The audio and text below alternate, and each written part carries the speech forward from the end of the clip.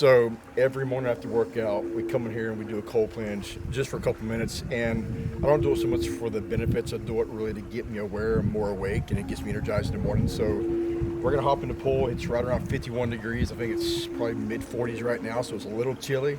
So it's gonna suck.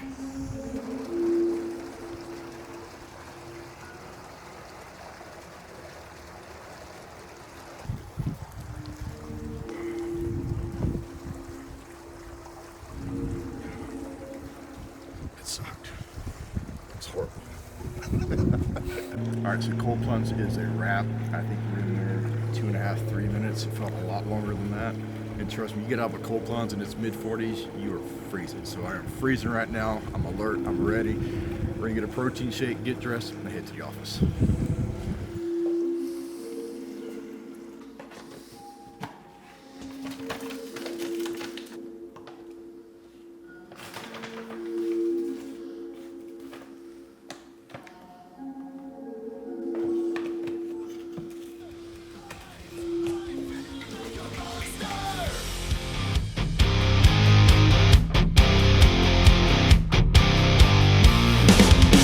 My secret side I keep hid under lock and key. I keep it caged, but I can't control it.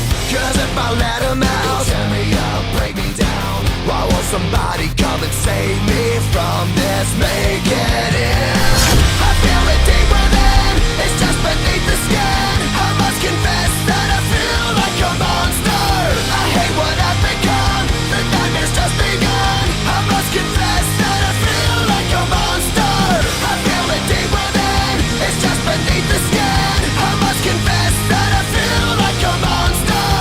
I feel like a monster. I feel like a monster.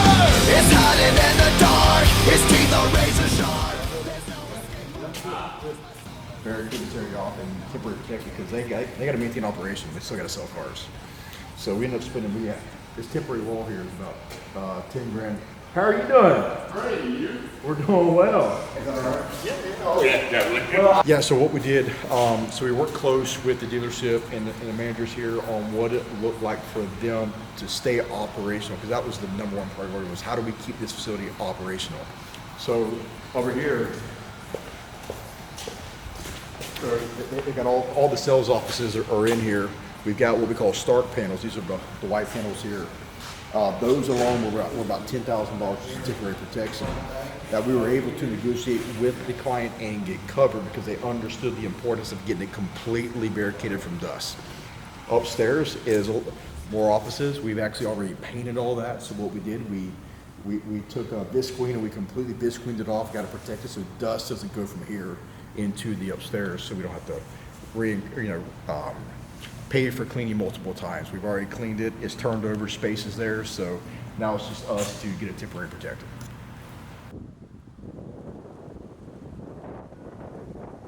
I was always the guy that would pull to a gas station and the gas tank would be on the other side, and I'm the guy trying to back up, trying to figure it out. Yeah. And I think it was my wife that pointed out to me. She said, you know, it tells you right there. I'm like, you're fucking kidding me. So I figured it out.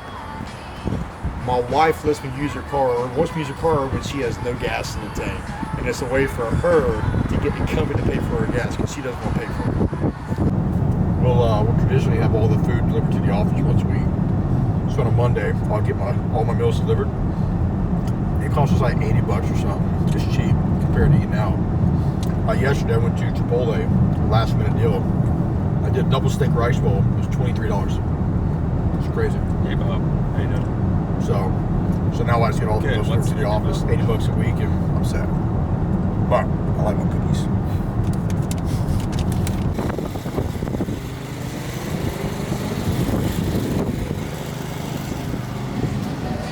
These doors here, they're going to bring the cars through.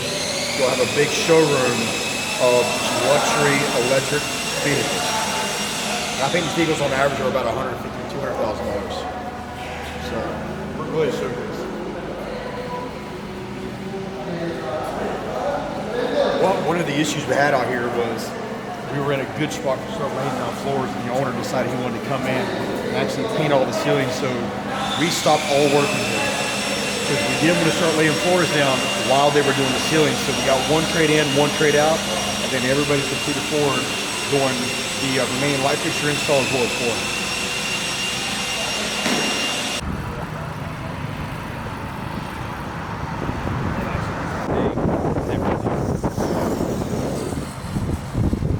So my body started shutting down. I was doing weightlifting and baseball and had no idea why. So I weightlifted in high school and I maintained like a 160 weight, 165 weight in high school.